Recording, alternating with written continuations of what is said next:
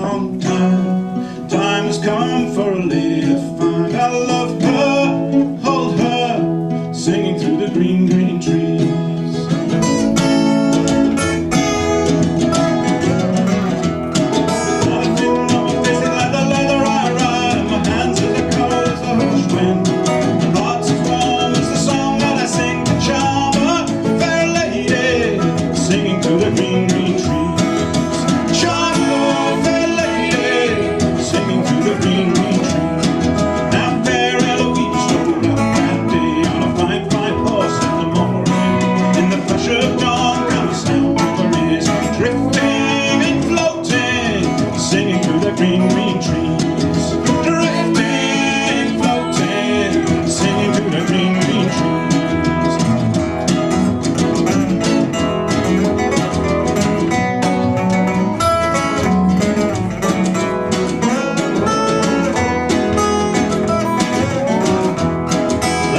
She slept on a fine feather bed far, far from Black Jack David. But tonight she'll sleep on the cold, cold ground and love him and hold him, singing through the green, green trees.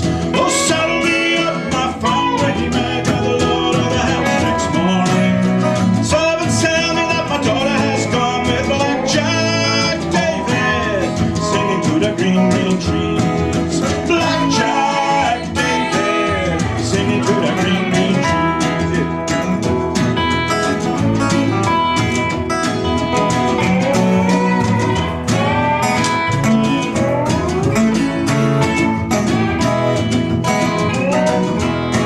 So he rode all day and he rode all night, but he never did find his daughter.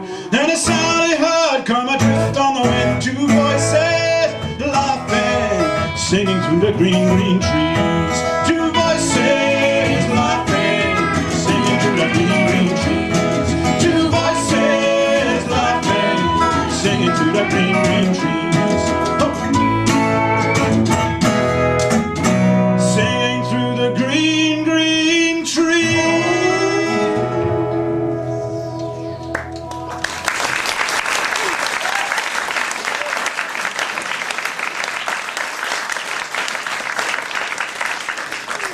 Thanks very much. Thanks very much indeed. Thanks very much. It's really great to see you here tonight. Is the mic on? Yeah. It's great to see you. My name's Graham Forbes. This is Malcolm Lemesra. Good evening. Good evening, sir, to you too. This is Stan Schneer. This is the last night of our tour. Well, it's kind of a commute more than a tour, isn't it? We've been back and forward to Glasgow. We all met together a long time ago when we played in the Incredible String Band. Before the Incredible String Band, Malcolm was a dancer. I was a rock guitar player in a band in Glasgow. And Stan was a roadie, and Stan has some great roadie stories, so we're going to start off with what we call Stan's wee roadie stories. And they're wee. I came to New York to study art, and I had a wonderful drawing teacher there. We called him Bobby D, and he always bragged about his son, and he'd say, "My son Bobby's a wonderful actor," and we would all laugh at him and say, "Yeah, all our parents are telling their friends right now that their kids are great artists," and we laugh. My drawing teacher's name was Robert De Niro Sr., and his son Bobby was a wonderful actor. Anyway, I took a job as a stagehand at the Fillmore East after that, and I was seduced away from the world of art for, I guess, about 20, 25 years, because I had an epiphany one day. I was working at the Fillmore on the crew, and we were about to do a sound check, and there was a musician who walked up to me, and he had a white Stratocaster, and he said, "Hey man, can you turn on my amps for me?" And so I said, "Sure," and I turned on the amps, and he stood about this far away from me, and he stood facing this big wall of Marshall amps, and he had his white Stratocaster, and his head was down, and he was wearing a beautiful paisley silk shirt, and it was Jimi Hendrix, and that was the epiphany, and that's how I met them. At the same time as Stan was meeting Jimi Hendrix and all the rest of them, I was in Glasgow. We didn't have any Robert De Niros, but we had tons of Jimmys. Hey, Jimmy! He loves doing that. He loves doing that. We don't do that in London, Jimmy. But like probably many of you, I remember certain times of my life by the music I was listening to. Like I can remember exactly what I was doing the first time I heard the Rolling Stones, exactly what I was doing the first time I heard Free and the Beatles and all these people, and I can remember exactly what I was doing the very first time I heard the Incredible String Band, which was something like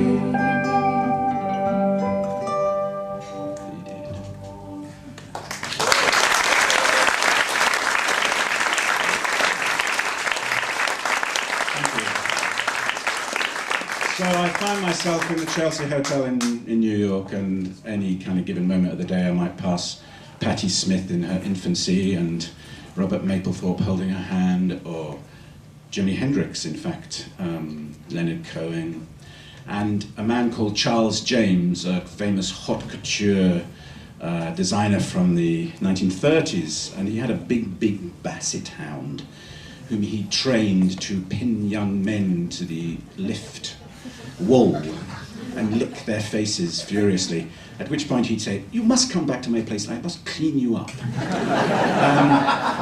And so we would go back and he'd clean us up. But we actually just wanted to kind of hang out and give us tea in beautiful bone china cups and look at his fantastic dresses hanging from the wall. Anyway, we ended up living in a room which had been vacated by Valerie Solanas, who'd attempted to murder Andy Warhol. And no one wanted the room. So we got it really cheap, and it was fantastic. And it had no air conditioning, but it was so, we kind of lay there at night and kind of in various stupors, various drugs that had been sold by the hotel dealer called Charlemagne, who was quite a guy, and as you can imagine. And he, one night we were all sitting together and we put the radio on, and onto the radio came this piece of music.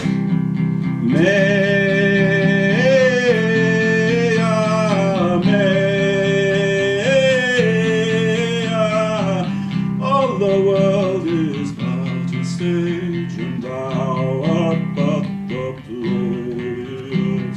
And it went on and on for several minutes, and then I fell asleep, and I woke up about half an hour later and it was still going, It was fantastic. It was just amazing. Now, I knew the Incredible String Band. I was a big fan already. And then it was a live program, and the radio station ended and it went off, and I kind of dozed off into kind of some drug-filled state. And then there was a knock on the door, and I opened the door, and there was Mike Heron from the Incredible String Band, and he said, "I've been invited to breakfast, man." And I said, "Right, okay, the drugs finally kicked in here." And I went to the fridge. I invited him in because I realised it really was Mike Heron. I opened the fridge, it was just a Sara Lee orange cake and half a pint of milk. And then there was another knock on the door, and there was Robin Williamson from the Incredible String Band, and Mike said, "Come in, man, get your vibes in here." And so he came and sat down, and we talked, and they found out that we were dancers, and they said, "Why don't you come and perform at our Fillmore East concert with us in 3 weeks' time?" Right, 19-year-old kids in New York going to be performing at the most prestigious venue on the east coast of America, where of course Stan was already working. And then we were, 3 weeks later, we were performing on that stage, and 3 months later we were living in Wales with Mike and Robin, and then 3 years later, I joined the band. It's amazing. And as I couldn't play any instruments, it was a bizarre part of it. Yeah, and then Stan, of course, was kind of roading, weren't you, Stan? I was roading, yeah. So this is a brief, what was the word? A wee roadie story. Havering. He's havering. Graham, I've been staying with Graham, and he's been teaching me this great havering. It's the havering story. Anyway, I worked for quite a well-known jazz guitarist for a little while, around the same time as the Fillmore, while Melky was dancing. And he called me one day and he said, "You know, the group Cream just broke up, and I've called up Jack Bruce, and I've invited him to play in our band." And he said, "He's coming in tomorrow evening at Kennedy Airport. Would you please pick him up?" So, run out to Kennedy Airport in a car, and out comes Jack Bruce. Am I worthy? And he was wearing like a mauve silk shirt with ruffles, the classic English rock and roll star. And I'm trying to be Mr. Tough New York, on the inside guy. And he gets in the car, and we start to drive away. And I said, "Hey, Jack, you guys are into rhythm and blues. Let me show you something." And I drove him right across 125th Street to Lenox Avenue in the center of Harlem, which in those days was in really bad shape. We had all these riots, and block after block had been burnt out. It was not a friendly environment. And he looked over at me and he says, "Oh, I feel just at home. I'm from Glasgow." That put me in my place. And then I had this one other job that I like to tell these guys. Graham loves this. I had a job. I worked for Mick Jagger for a little while, which was very cool. I was his gardener. And I I don't know anything at all about gardening. I mean, nothing. It was just a fluke. And it was going along great. And every morning, we would be called in by the housekeeper at Cheney Walk in Chelsea for our morning cup of tea, for tea break. I think it was around maybe 10:30 in the morning. And sure enough, Mick would always show up, and he'd come in, morning, and he always was wearing like these little kind of silk kind of bathrobes, you know, kind of cut about here. And it was really like kind of thrilling. And a few mornings into my job, I was having a great time. He came out. And he went walking around the flower bed, and he looked and he said, "Where's my Christmas tree?" And I said, "Mick, you mean that thing I burnt yesterday?" That was the end of my job. Whilst I was doing all this, I was in Glasgow playing in rock bands, but Malcolm mentioned haute couture. I did. Haute couture. I don't know if we had haute couture in Glasgow, but if we did, it would have been in a chip shop. It would have been deep fried, that's for sure. But I was playing in rock bands and travelling all over Scotland, playing in all these great little villages with all the mountains above them, and I loved it. And I was down in London one day, and I bumped into Mike Herron in a waiting room, Mike Herron being one of the founder members of the band. And I knew he'd made a solo album, and he did The Who backing him on the solo album. And I thought, well, if The Who can do it, we can do it. So I said, how would you like my band to back you on your next solo album? Because I was the Glaswegian, you know, you put yourself on. And I said, well, it'll be a lot cheaper than The Who, I can promise you that. So 3 days later, amazingly enough, I got a phone call and said, I want you to come down to do some recording. So I went down to this weird place, I'd never seen anything like it. It was in Innerleithen, and it was like a commune. And this is where I met these two guys, and I was asked to do some recording with them, and we recorded all these songs. And I never thought any more about it until 2 days later. I got a call from Mike, and he said, listen, we need an electric guitar player. We're going on a world tour in a week. Would you like to join us? Well, I thought about it for about a millionth of a second and said, right, I'll be there. He said, there's only one thing. You got to realise this is the Incredible String Band, and you have to play more than one instrument. I said, oh. He said, can you play keyboards? I said, of course I can. Absolutely. I've never touched one in my life. And he said, what about, we need you playing another instrument, what about banjo? Can you play banjo? And I said, banjo? Yes, yes, I can play banjo. I went to a pawn shop and I got one for 20 quid or something. It's the first time I'd ever touched one. And 10 days later, I found myself in the standing on stage shaking like a leaf at the Paris Olympia, big gig in France. Our support act had just finished, and he'd sung his big hit song, which was American Pie. His name was Don McLean. And I'm about to go on stage playing banjo for the very first time in my life, and it's a song we're going to do in a second. I think your beginnings of the band were very similar to that, right? Sadly not the Paris Olympia, it was actually Birmingham Town Hall. It was still quite a memorable experience, because that night I was playing 8 instruments. Needless to say, I didn't really know what half of them were. But the next day, the Observer critic mentioned in his critique that Malcolm Lemaistre was a worthy multi-instrumentalist addition to the Incredible String Band, little realising that I actually only play one thing on each instrument, which is very like it is still today. This is a song we used to play in those days, isn't it, Stan? It is. And like Malcolm said, I can't play guitar. And I don't even, can you tell them about this? This guitar actually came flying out of a third store of tenement in Edinburgh one day. And it landed in a skip. And my friend was walking beneath this guitar, and it sailed over his head. And being a guitarist himself, he jumped into the skip and picked it up, thinking, oh, a free guitar. And then realised it was a rubbish guitar made in the communist China for children. And he thought, yeah, I know a man who's a really rubbish guitarist. And I have to say, to this day, that guitar is the guitar I've written most songs on. It's incredible.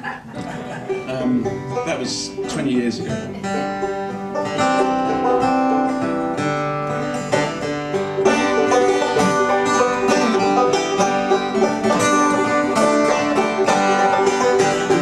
All around this wide country, winter has now begun.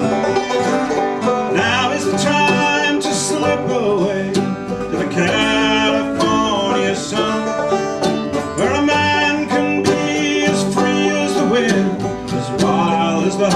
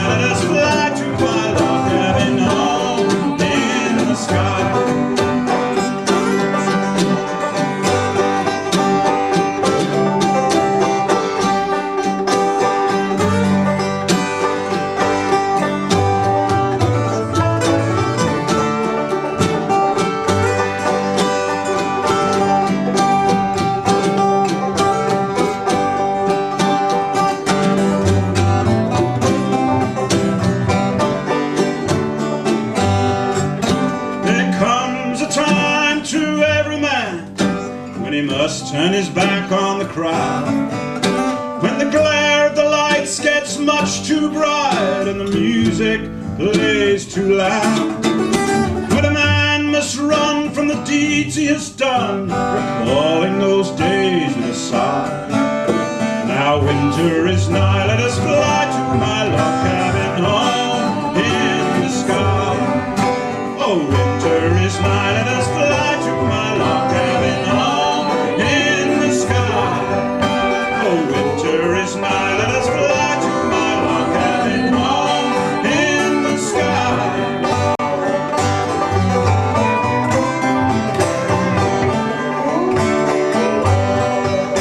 Oh, winter is nigh, let us fly to my log cabin home in the sky. Yeah.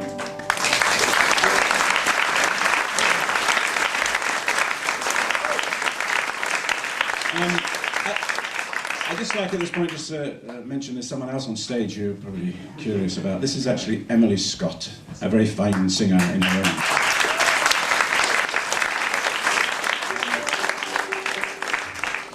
Talking of women, there were... Sorry, Emily, I came out a bit wrong. I was about to talk about groupies. That's a kind of... we did have groupies in the string band, but they were unlike other groupies.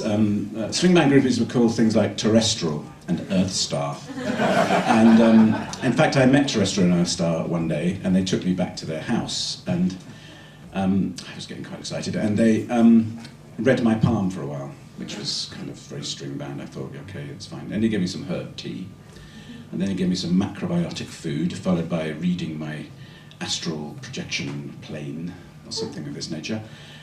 And then that was it. I was extremely disappointed, as you can imagine. Was it like that for you, Terry? Yes, we got to play lots of interesting places, and we got to meet a lot of interesting. We played with guys like Bruce Springsteen and all sorts of people, and you get to know a lot of other musicians when you're touring. I was going to tell you a different story, but I'm going to tell you this one because I think it's quite good. You get to know a lot of musicians, and I got to know one guy who was really pretty famous, and he was a terrible womanizer. He was married. He was an awful man for the ladies, and he was on tour in America, and he'd been away for about 5 months. And he caught the red eye from Los Angeles, you know, the overnight back from Los Angeles. He was exhausted, he got back home, and he's finally back home from tour, and he's in bed with his wife, and he's fast asleep. And he hears a noise outside, and it's the dustbin men. But he leaps up and he goes, "Jesus Christ, it's your husband!"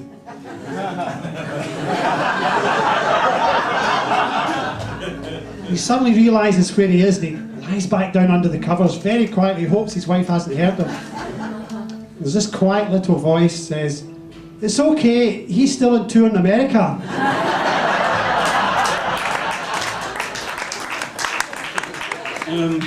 Yeah. Malcolm got to know somebody quite well too. Yeah, I did. I was passing a chapel one day, and there was this guy playing an organ, and I went in.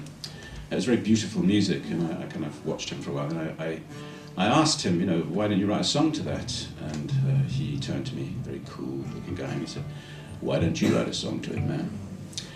And I did.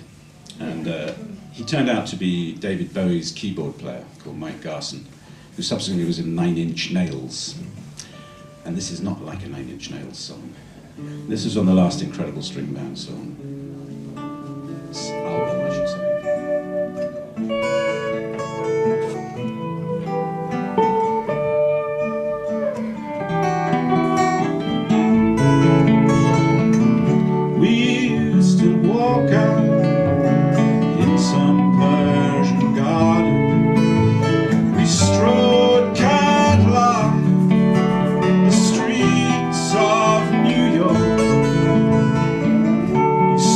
Silent eyes, aching in the front row, heart of fire.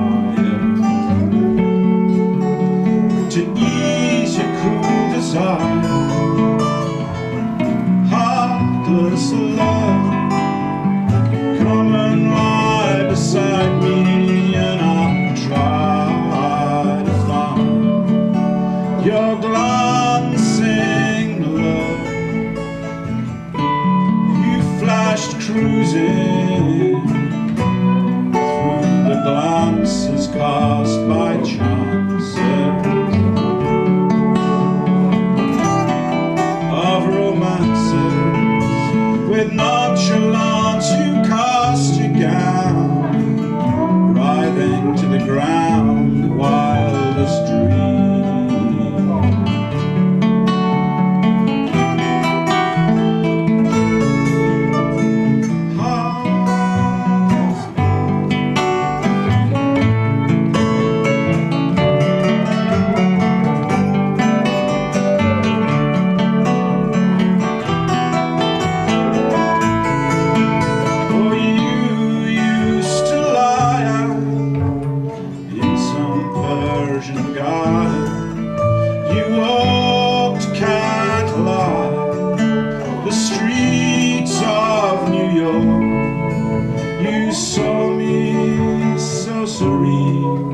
As you glided from the screen, angel eyes, I eased back amongst the sighs.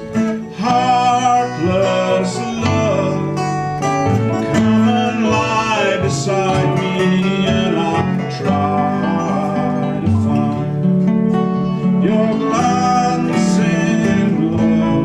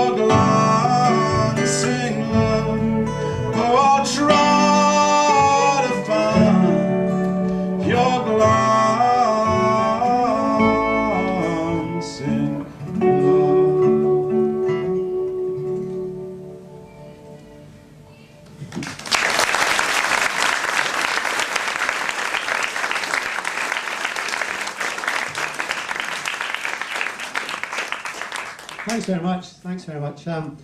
So we've played all sorts of wonderful places. We played all over the kind of world at the time, I guess. And some of the places we played were really fantastic. The one I remember most was a festival in Denmark, which was called Roskilde, and we were headlining on the Saturday night. And Roskilde is Europe's Glastonbury. It's huge. And I'll always remember, I was only about 23, 24, and I was standing on stage with these guys, and we're looking out at just this endless sea of people. I mean, just went on forever. It's an amazing experience to have, and very lucky that we had it. Because you know it's not going to last forever, and it didn't. Punk rock came along a wee while later, a year or two later, and as far as the string band were concerned, well, we called it a day, which is a shame, but that's what happens. And I did some tours with other bands and played a lot of gigs, hundreds of them, and then ended up back in Glasgow eventually. And I started a business, and I worked very hard at that. But I was also playing, because I love playing, and I haven't ever stopped playing. And I remember once I was playing in a blues band. There was about 14 of us, and brass players and all this kind of thing. And I'd been working hard all week. And on Friday night, I was out playing a corporate gig, you know, big company gig at a hotel in Glasgow, big hotel. We played till about midnight, then threw all the equipment in the van, and went charging up to Jordan Hill College, University in Glasgow.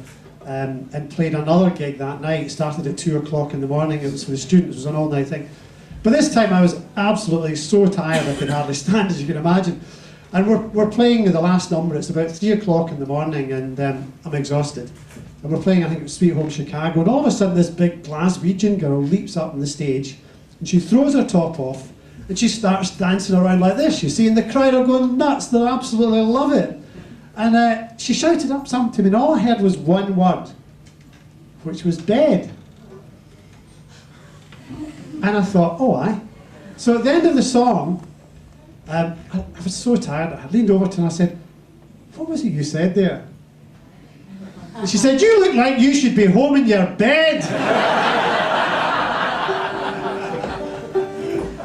I think we'll have another wee roadie story from Ireland. Tell them about Ireland. Tell them about Noel Redding. On you go. It's difficult to follow things. I stayed. When the string band broke up, I stayed in the music business for many, many years. And about 20 years ago, I took up photography. But I've always played music, and I've stayed in touch with the guys over the years. And talking to Graham and Malcolm over the last few weeks, I keep telling them these little anecdotes. So this is the great myth of the record business in a nutshell. I worked with Noel Redding, who coincidentally played with Jimi Hendrix, who I mentioned before, and we made a record, and we spent the summer together in West Cork, where he had a beautiful house, and we used to love to drink. Man, we'd go to the pub. We'd have buckets of Murphy's, if you'll excuse my terrible fake Irish accent. But anyway, it was great fun. And one night at about 2, 3 in the morning, we were looking up at the wall, and Noel was looking at his gold record, and he said the immortal words, "I always wondered what a gold record sounds like." And I've been told this before, once a roadie, always a roadie. And I was a big deal record producer by then. I still had my little toolkit. I zipped out the back, popped out the back of the frame, took out the gold record, and if you'll recall, we used to have those things called turntables. Plucked it down on the turntable, and I expected to hear, Purple Haze or something. Didn't we ever? But I dropped down that little needle, and out came... La, la, la, I swear. It was a Tom Jones record.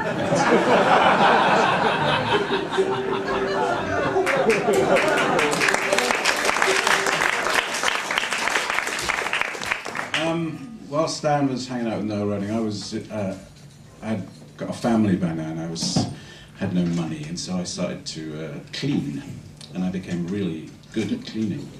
I cleaned many toilets and penthouses and embassies and schools and ducting in restaurants, and eventually ended up in Saudi Arabia, actually as a builder, building a palace on the edge of the desert. Believe it or not, and of an evening I would sit on the roof of this little villa that we had to stay in, and watch the sun sort of set, and the moon rise. And one particular evening, I was sitting there, and these beautiful jagged hills, and these little dogs wandering about, and these fantastic trees, little trees, and then across the desert came the call to prayer. And just at that moment, between two of the hills came an upturned crescent moon, sort of magnified by the heat haze. And all these things sort of combined in my head as being this kind of extraordinary sort of moment in my life, when I realized that the world is just the most staggeringly beautiful place. And I could have stayed in Saudi Arabia, actually. It was just an extraordinary place, but I didn't, and I came back here, and I started writing songs, and this song was actually originally written for children, but we're going to play it for you tonight, and we'd like you to join in, please. I just want you to imagine that you're a bunch of whalers in the South Atlantic 300 years ago, hunting the largest animal that's ever been on the planet. Okay, and you kind of want to get home, all right? So please sing along if you can. Pull away, pull up the anchor, boys, pull away, heading for home. Pull away, pull up the anchor, boys, pull away, heading for home. Please sing. Pull away, pull up the anchor, boys, pull away, heading for home. Pull away, pull up the anchor, boys, pull away, heading for home. Sailing out of Plymouth beneath the hot grey sky, sailing for the southern seas where the whale lives and dies. There's a big blue on the port side, but his eyes they show no fear. We stand and watch the rising waves for a glimpse of the great blue whale. There's a big blue on the port side, and his eyes they show no fear. There is beauty and there is trust as his ugly death throws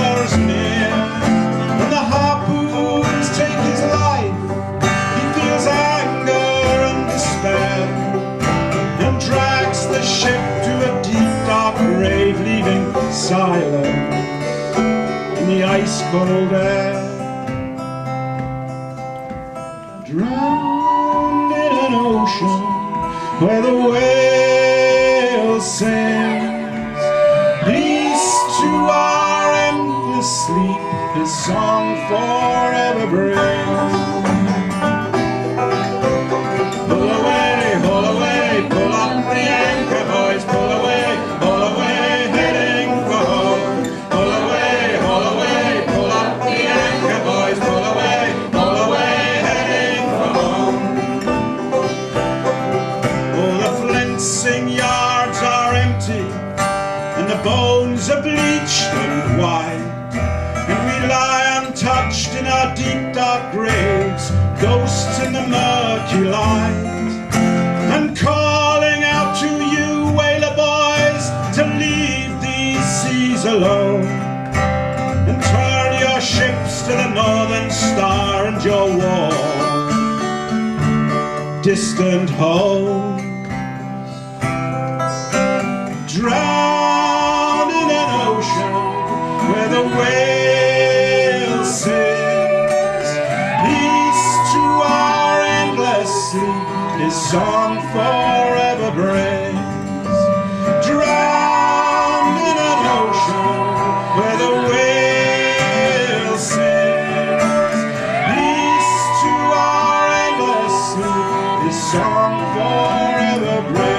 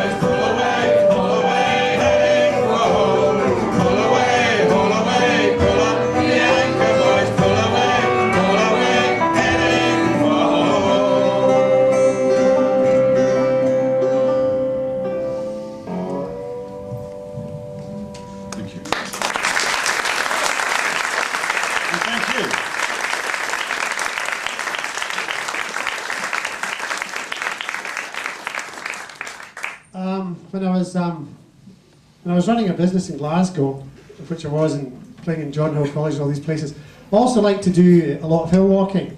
I was going to tell you one hill walking story, but I'm going to tell you another one because my son's here tonight and he's just got engaged to his lovely girlfriend from China, and I'd like to give him a big hand.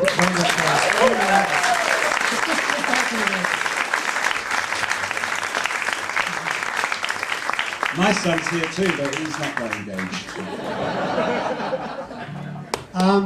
But this was a story. this was a story that happened when I was out hill. I used to take my sons out hill walking when they were really young, and you could get them to do things like that when they were really young. And at that time, hill walkers took themselves dreadfully seriously, and dreadfully seriously. And one day we were walking up to coming down from the Loch Sloy Dam, which is basically got a big track, big road up to it, and we saw these two really serious hill walkers striding up the road towards us, and their huge big rucksacks on, and their gaiters, and their ice axes, and their crampons. And it was 90 degrees, and there were all these slugs coming out because it was so hot. The sun was baking the tarmac. There were all these slugs, big black slugs all over the place. And my sons used to love jelly babies, you know, when they were out there walking. So I said to her, I said, tell you what we'll do, get one of these black jelly babies and put it on the road there, and we'll go back a wee bit, and then we'll walk up, and just as these hill walkers get to it, grab it and put it in your mouth and eat it and say, that's a really good one. And wait to see their faces. So we put it down, we waited, we timed it perfectly, the hill walkers come up, and my youngest son, Alan, leapt down, picked it up, took a big bite, said, oh, Dad, that's really brilliant, a really big, fat, juicy one. And the hill walkers stared at him, God almighty, it's people from Glasgow. The only thing was, the jelly baby was over there. A short roadie story. Yeah, I found Scotland was great. It's a kind of, this is a cue for a song. It's a perfect place. Stan's got a perfect place he likes to talk to. I love Scotland because it's got all these hill walking and climbing and all the rest of it. Stan's perfect place is New York. It is? It is. I think so. Maybe not. Graham's arranged the show, so I have to keep following his stand-up comedy stuff with just these kind of stories about things that happened to me. I think next year I'm He's gonna changing go the first. order as well.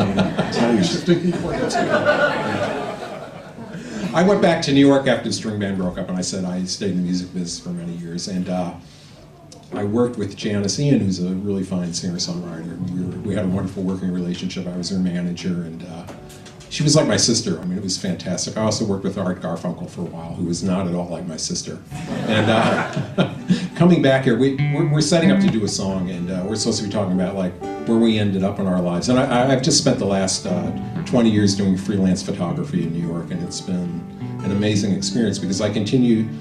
In the old days, I would look out and look at these Mick Jagger people and kind of just enjoy looking at what was going on around them. And now I do it with a camera, which is quite interesting. So I can tell stories, and it seems like a continuum, which I really enjoy.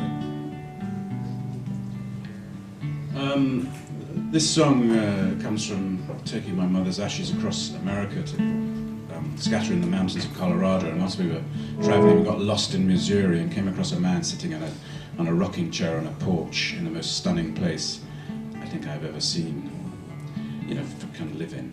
And I sort of thought, I wonder what this guy thinks about every day.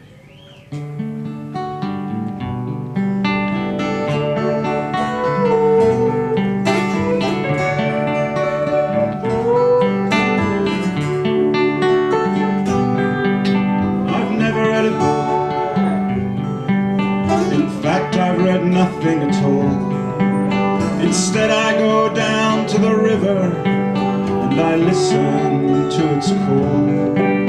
I know there's nowhere else where I would rather be. Just the sound of bluebirds in summer flying free. Because this is a perfect place. This is a perfect place. This is a perfect place to me.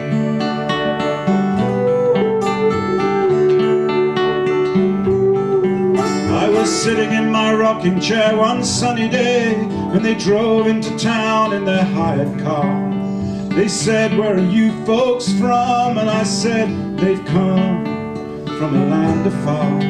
They spoke in accents hard to understand, and they said, "We're lost in your fair land. Can you tell us where we've got to go?" And I smiled and said, "All I see is all I know." Because this is a perfect place. This is a perfect place. This is a perfect place to me.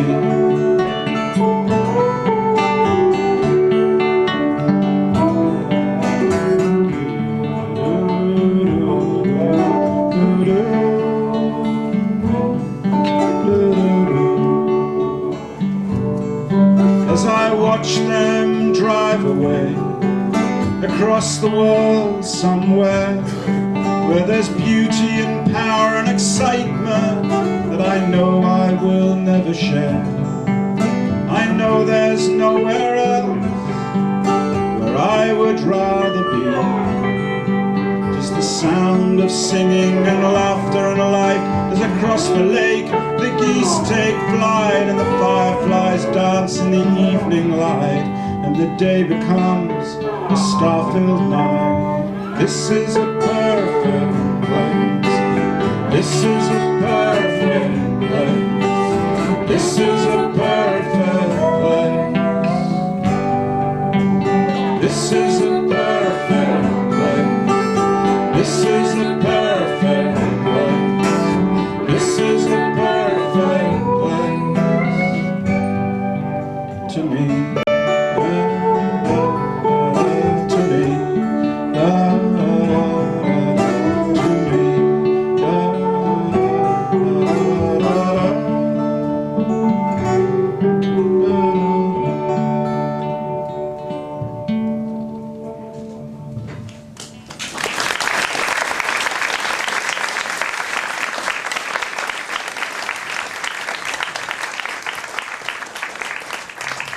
Thanks very much. One of the other things I love to do is ski, and one of the places I love to ski is in Italy. And I love to go away up to the top of the mountain at the end of the day and hide from the ski patrol, wait till all the lifts have stopped and I've got the place to myself.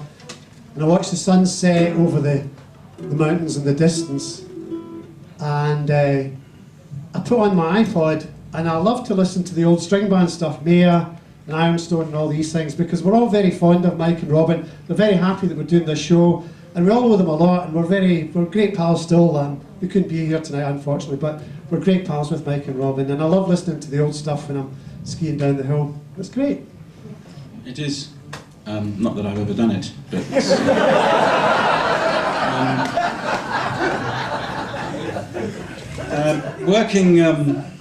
working with children is what I've been doing for the last 25 years or so.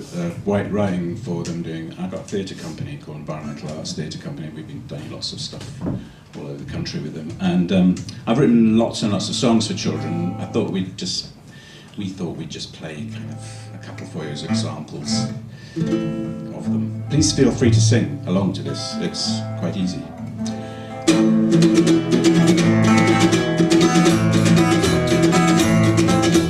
Broccoli, broccoli, all the way from Italy. Lovely, lovely, lovely broccoli. Broccoli, broccoli, all the way from Italy. Lovely, lovely, lovely broccoli. When you see some broccoli, don't mistake it for a tree. Take some home for your tea. It's very good for you and me. Broccoli, broccoli, all the way from Italy. Lovely, lovely, lovely broccoli. The crown jewel of nutrition, full of minerals and vitamins and phytochemicals that will fight for you when you are ill. Take it away. All the way from Italy. Excellent, Dr. Welsh. Keep going. Broccoli, broccoli, all the way from Italy. Lovely, lovely, lovely broccoli. When you see some broccoli, don't mistake it for a tree. Broccoli, broccoli, all the way from Italy. Lovely, lovely, lovely broccoli.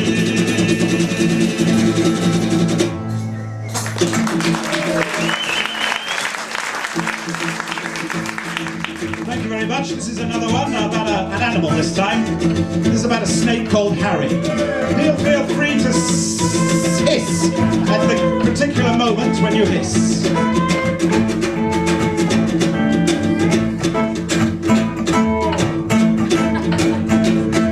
Everyone okay? Down in the jungle, there's a snake called Harry. Harry's a single snake. Harry never got married. Harry the snake. Harry the snake. Down in the jungle, there's a snake called Harry. Harry's a single snake. Harry never got married. Harry the snake. Harry the snake. So when he gets up in the morning, Harry goes to work, and all his rhinoceros workmates say that Harry, he's a jerk. When he gets home in the evening, he likes to go out dancing. He slithers around the dance floor and gets shrugged on. Down in the jungle, there's a snake called Harry. Harry's a single snake. Harry never got married. Harry the snake. Harry the snake. Down in the jungle, there's a snake called Harry. Harry's a single snake. Harry never got married. Harry the snake. Harry the snake. Now Harry fell in love with a boa constrictor who had a lovely hiss. But Harry's boa power restricted him to just one kiss. Harry thought that life was very, very cruel. Harry turned to crime. Harry's a fool. Down in the jungle, there's a snake called Harry.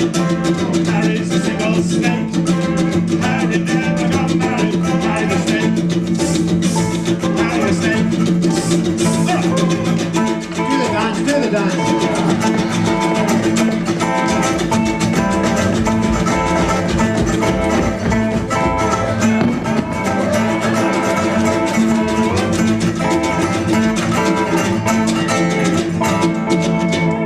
Now Harry's in the jungle jail. He's in there for life. If only he had settled down and got himself a wife, then lots of little children snakes would bring him sweets and cake. But no one visits Harry. Harry the snake. Harry the snake. Harry the snake. Harry the snake. Harry the snake. Harry the snake. Harry the snake. Harry the snake. Harry the snake.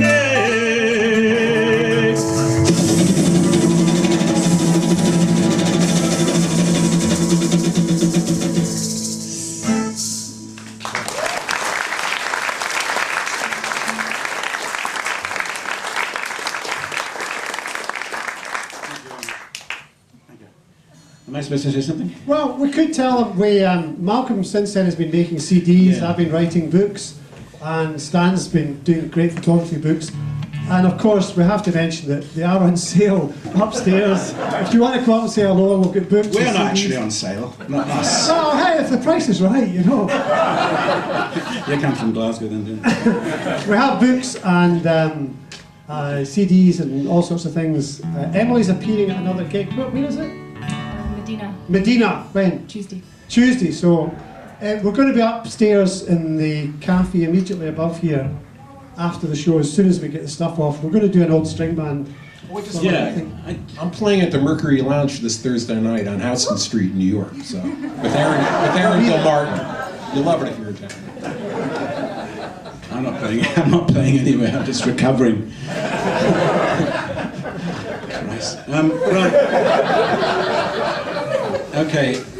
Actually, I love doing this. Actually, what we're doing next is that Broccoli song is part of a big project called the Barrow Band, which is lots and lots of fruit and vegetable songs, which you will hopefully be hearing and driving you crazy in the next few months and years to come. Okay. This is a song which kind of summarizes in many ways my feeling about the world, which is it's an amazing place. And this is actually a string band song. It was written before I ever thought about environmentalism much, but it seems to kind of resonate still. And it's about kind of going around the world in a kind of historical sense. And it's called Down Before Cathay. And I haven't put my capo on, have I? I blew it. I thought I was going to get it right tonight. Stan and I with this bet every gig, $100 a gig that he would forget his capo. And we keep $100 keeps going back and forward.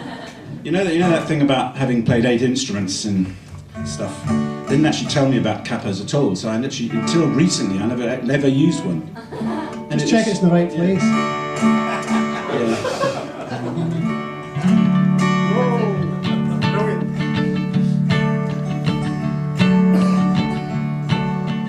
Through red forests that lean against the hills, I wandered with my heart in my hands.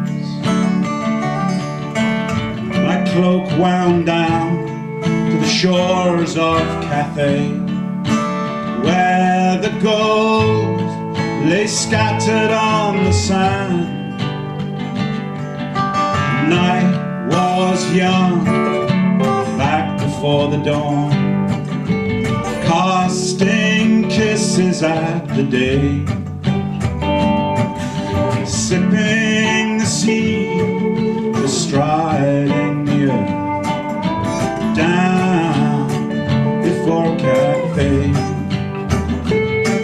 The admirable deeds of Kubla Khan we admired from the deck of our cedarwood ship.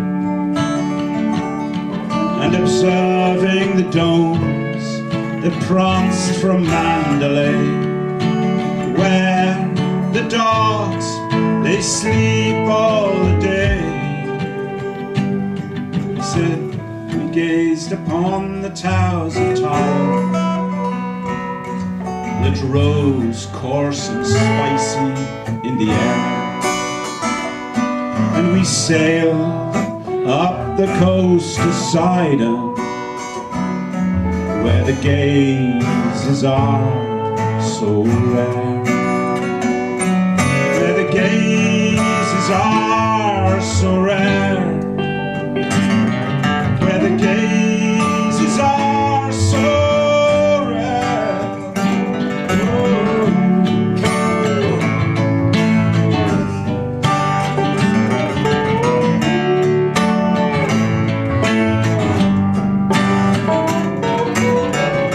The ship shone its lamp across the silent air that swirled before Cathay.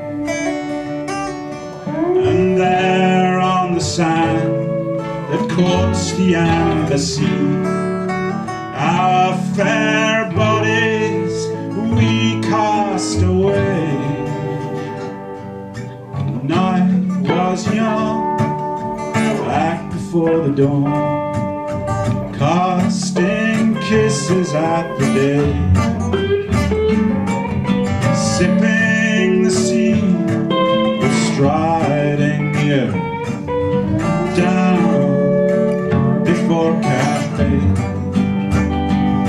I said night was young, back before the dawn, casting kisses at the day,